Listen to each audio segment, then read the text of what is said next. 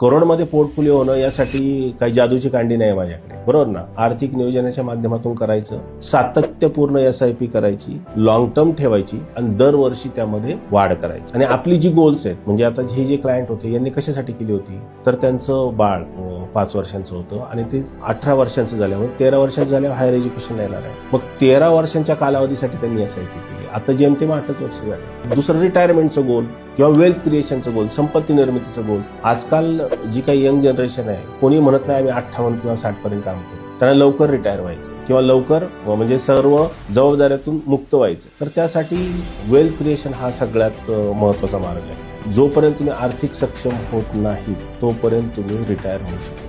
मग आर्थिक सक्षम होण्यासाठी किंवा आपल्या ज्या जबाबदाऱ्या आहेत त्या पूर्ण करण्यासाठी गुंतवणुकीतून संपत्ती निर्मिती करणं आणि त्या संपत्तीतून आपली फायनान्शियल गोल अचीव्ह करणं हाच मार्ग राहतो. याच पद्धतीने लोकांनी केलं. मुळात सातत्यपूर्ण, अखंडित आणि लॉंग टर्म गुंतवणूक आणि दरवर्षी आपली गुंतवणूक आपल्या उत्पन्नाच्या प्रमाणामध्ये वाढत नेणं हा सगळ्यात सोपा मार्ग आहे करोडमधला पोर्टफोलिओ जर पाहिजे असेल तर.